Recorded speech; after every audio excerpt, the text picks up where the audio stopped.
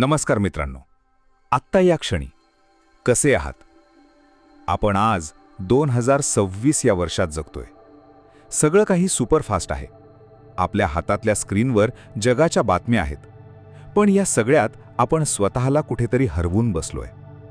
आपल्याला वाटतं की आपण जेवढ्या गोष्टींना घट्ट पकडून ठेवू तेवढे आपण सुरक्षित राहू.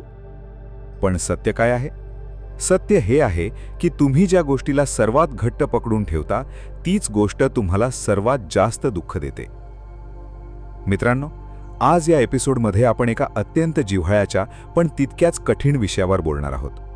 आपण एका अशा पुस्तकाचं सखोल विश्लेषण आणि चिंतन करणार आहोत जे वाचताना तुम्हाला असं वाटेल की तुमच्या डोक्यावरचं हजारो किलोचं ओझं कुणीतरी अलगद खाली ठेवलंय. पुस्तकाचं नाव आहे the art of detachment, finding strength in presence, calmness and detachment. अलिप्ततेची कला, वर्तमान, शांतता आणि अनासक्तीतून शक्ती मिळवणे. आणि याचे लेखक आहेत शुभम कुमार सिंग. पुढचे काही मिनिटे आपण जगाचा हा सगळा गोंधळ विसरून जाणार आहोत. आपण बघणार आहोत की अलिप्तता म्हणजे नक्की काय, सर्व काही सोडून हिमालयात जाणं म्हणजे अलिप्तता काय, की याच गोंधळलेल्या जगात राहून कमळाच्या पानासारखं कोरडं कसं राहायचं. तुमचे हेडफोन लावा, एका शांत जागी बसा आणि चला स्वतःला मुक्त करायला शिकूया. शुभम कुमार सिंग पुस्तकाच्या सुरुवातीलाच अलिप्तता या शब्दाचा जो गैरसमज समाजात पसरला आहे त्यावर प्रहार करतात. जेव्हा आपण डिटॅचमेंट हा शब्द ऐकतो तेव्हा आपल्याला वाटतं अलिप्त होणे म्हणजे निष्ठुर होणे, लोकांची पर्वा न करणे, जबाबदाऱ्या झटकून टाकणे. पण लेखक म्हणतात, detachment is not about owning nothing, it is about nothing owning you. अलिप्तता म्हणजे माझ्याकडे काहीच नसणे असं नाही, तर कोणत्याही गोष्टीनं माझ्यावर मालकीनं गाजवणे म्हणजे अलिप्तता.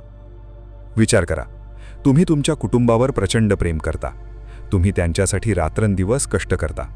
हे प्रेम आहे. पण जेव्हा तुम्ही विचार करता, माझ्या मुलानं माझ्याच मर्जीनं वागलं पाहिजे, माझ्या जोडीदारानं मला सतत वेळ दिला पाहिजे, तेव्हा ते प्रेम राहत नाही, ती आसक्ती बनते. आणि जिथे आसक्ती येते तिथे भीती जन्म घेते. हे नातं तुटलं तर, ही नोकरी गेली तर. लेखक एका सुंदर संकल्पनेवर बोलतात, द इल्युजन ऑफ कंट्रोल, नियंत्रणाचा भ्रम. आपण सर्वजण कंट्रोल फ्रीक झालो आहोत.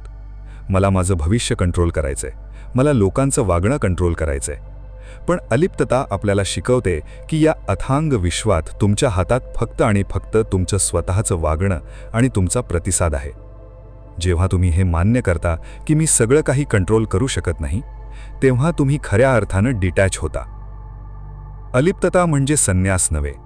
अलिप्तता म्हणजे 100% जीव ओतून काम करणे, भरभरून प्रेम करणे, पण त्यातून मिळणाऱ्या निकालाची किंवा फळाची अपेक्षा न ठेवणे.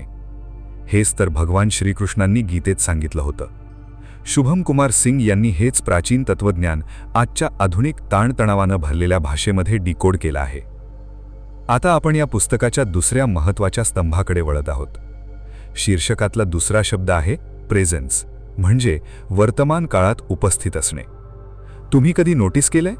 आपलं शरीर इथे असतं, पण आपलं मन सतत टाईम ट्रॅव्हल करत असतं. एकतर आपण भूतकाळातल्या चुका, अपमान आणि पश्चातापात अडकलेले असतो, पास्ट, किंवा आपण भविष्यात काय होईल याच्या चिंतेत असतो, अँक्झायटी. लेखक विचारतात, तुम्ही खऱ्या अर्थानं आत्ता कुठे आहात? जेव्हा आपण भूतकाळ किंवा भविष्याला घट्ट पकडून म्हणजे अटॅच होऊन बसतो, तेव्हा आपण आजचा, आत्ताचा क्षण गमावतो. Your point of power is always in the present moment. तुमची खरी ताकद ही नेहमी वर्तमान काळातच असते. जेव्हा तुमच्या डोक्यात विचारांचं वादळ उठतं, तेव्हा स्वतःला वर्तमानात कसं आणायचं यावर लेखक एक खूप सोपा उपाय सुचवतात, सजगता, माइंडफुलनेस. जेव्हा तुम्ही चहा पित आहात तेव्हा फक्त चहा प्या. त्या चहाची चव, त्याचा सुगंध अनुभवा. जेव्हा तुम्ही कुणाशी बोलत आहात तेव्हा मोबाईल बाजूला ठेवा आणि त्या माणसाच्या डोळ्यात बघून बोला. जेव्हा तुम्ही 100% वर्तमानात असता तेव्हा तुमच्या मनात अलिप्तता आपोआप येते, कारण वर्तमानात कोणतीही भीती नसते. भीती नेहमी उद्याची असते. जेव्हा तुम्ही आत्ताच्या क्षणात स्थिर होता तेव्हा तुम्ही आयुष्याला एका साक्षीदारासारखं बघायला लागता. अच्छा, मला आत्ता राग आलाय, ठीक आहे. अच्छा, मला आत्ता दुःख होतंय, ठीक आहे. तुम्ही त्या रागामध्ये किंवा दुःखामध्ये वाहून जात नाही. तुम्ही काठावर उभे राहून नदीच्या प्रवाहाकडे बघता. यालाच प्रेझेन्स म्हणतात. मित्रांनो, आता आपण या काही मिनिटांच्या प्रवासातील अत्यंत महत्त्वाच्या टप्प्यावर आलो आहोत. शीर्षकातला तिसरा शब्द, कामनेस, शांतता किंवा स्थिरता. आपल्या समाजात शांत असणाऱ्या माणसाला अनेकदा कमकुवत मानलं जातं. जो माणूस जोरात ओरडतो, लगेच रिॲक्ट करतो, त्याला आपण ताकदवान समजतो. पण शुभम सिंग हे पूर्णपणे नाकारतात. ते म्हणतात, calmness is a super power. शांत राहणे ही एक प्रचंड मोठी महाशक्ती आहे. विचार करा, तुम्ही ऑफिसमध्ये आहात आणि कुणीतरी तुमच्यावर विनाकारण चिडतंय. तुमचा पहिला रिस्पॉन्स काय असतो? तुम्हीही चिडता, ओरडता. पण यात झालं काय? तुम्ही त्या समोरच्या व्यक्तीला तुमच्या भावनांचा रिमोट कंट्रोल देऊन टाकलात. त्याने बटन दाबलं आणि तुम्ही चिडलात. अलिप्तता तुम्हाला तो रिमोट कंट्रोल स्वतःकडे ठेवायला शिकवते.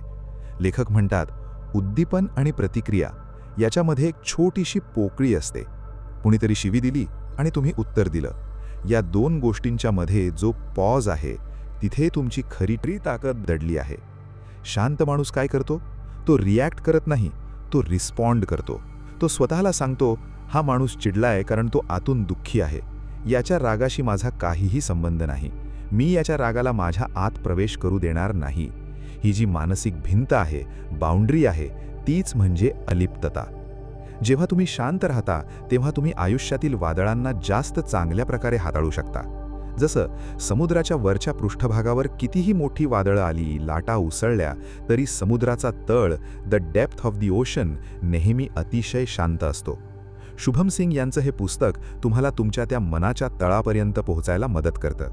हे सगळं तत्त्वज्ञान ऐकायला खूप छान वाटतं, पण रोजच्या धकाधकीच्या आयुष्यात EMI भरताना, बॉसचे टोमणे ऐकताना डिटॅच कसं राहायचं? लेखकाने यासाठी काही अत्यंत प्रॅक्टिकल ॲक्शनेबल इन्साइट्स दिले आहेत. 1. अपेक्षांचे ओझे कमी करा. Drop expectations. आपण लोकांशी जोडले जातो कारण आपण त्यांच्याकडून काहीतरी अपेक्षा ठेवतो. त्याने मला थँक्यू म्हटलंच पाहिजे. ही अपेक्षा काढून टाका. तुमचं काम प्रामाणिकपणे करा आणि मोकळे व्हा. भावनांना ओळखा आणि जाऊ द्या. Let it flow. जेव्हा तुम्हाला दुःख होईल किंवा अपमानित वाटेल तेव्हा त्या भावनेशी भांडू नका. मला असं का वाटतंय असं विचारून स्वतःला त्रास देऊ नका. ती भावना एका ढगासारखी आहे. तिला आकाशात येऊ द्या आणि वाऱ्यासोबत पुढे निघून जाऊ द्या. इतरांच्या मतांपासून अलिप्त व्हा. Detachment from opinions. जगातले 10 लोक तुम्हाला 10 वेगवेगळ्या गोष्टी सांगतील. जर तुम्ही त्यांच्या मतावर स्वतःची किंमत ठरवत असाल तर तुम्ही कायम दुःखी राहाल. तुमचे स्वत्व, सेल्फ वर्थ लोकांच्या लाईक्सवर अवलंबून नसावं. माझे नाही हा मंत्र जपा. जेव्हा एखादी मोठी समस्या येते तेव्हा स्वतःला सांगा, ही समस्या एका परिस्थितीचा भाग आहे, ती माझी ओळख नाही. समस्या येते आणि जाते, तुम्ही कायम राहता. मित्रांनो, आपण गेली काही मिनिटे एका अशा प्रवासावर होतो ज्याने आपल्या मनावरच्या अनेक जुन्या गाठी, अनेक मोह आणि आसक्तीचे बंध अलगद सोडवले आहेत. शुभम कुमार सिंग यांच्या द आर्ट ऑफ डिटॅचमेंट या पुस्तकाने आपल्याला काय शिकवलं? 1. अलिप्तता म्हणजे जगाचा त्याग करणे नव्हे, तर जगात असूनही जगाच्या मोहापासून मुक्त राहणे. 2. तुमची खरी ताकद तुमच्या भूतकाळात किंवा भविष्यात नाही, ती फक्त आत्ताच्या क्षणात आहे. 3. शांत राहणे ही तुमची सर्वात मोठी शक्ती आहे. आणि 4. कोणत्याही व्यक्तीने, परिस्थितीने किंवा भावनेने तुमच्यावर मालकी गाजवू नये, हीच खरी मुक्ती आहे.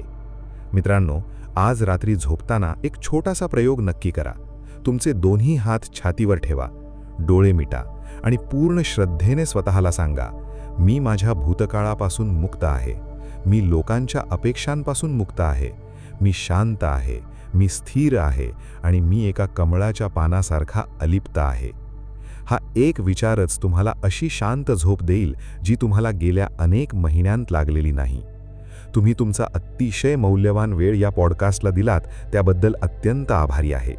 हे पुस्तक खऱ्या अर्थाने तुम्हाला आतून स्ट्रॉंग बनवतं. जर तुम्ही सध्या आयुष्याच्या अशा टप्प्यावर असाल जिथे तुम्ही खूप मानसिक गुंतागुंतीत अडकला आहात, तर हे पुस्तक तुम्हाला त्यातून बाहेर काढण्याची ताकद ठेवतं. हे पुस्तक नक्की वाचा. या पुस्तकाची लिंक मी खाली डिस्क्रिप्शनमध्ये आणि कॉमेंट सेक्शनमध्ये पिन केली आहे. त्यावर क्लिक करून तुम्ही हे अप्रतिम पुस्तक आजच घर बसल्या मागवू शकता. हा एपिसोड तुम्हाला कसा वाटला? अलिप्तता आणि शांतता या संकल्पना तुम्हाला कशा वाटल्या हे मला कॉमेंट्समध्ये मेसेज करून नक्की सांगा. आणि हो, हा पॉडकास्ट त्या प्रत्येक व्यक्तीपर्यंत पोहोचवा ज्याला आज या मानसिक आधाराची, या शांततेची गरज आहे. तोपर्यंत आसक्ती सोडून द्या, शांत रहा आणि या अथांग प्रवाहात स्वतःला सहजपणे वाहू द्या. भेटूया पुढच्या एपिसोडमध्ये एका नवीन पुस्तकासोबत आणि एका नवीन जीवन दर्शनासोबत. धन्यवाद.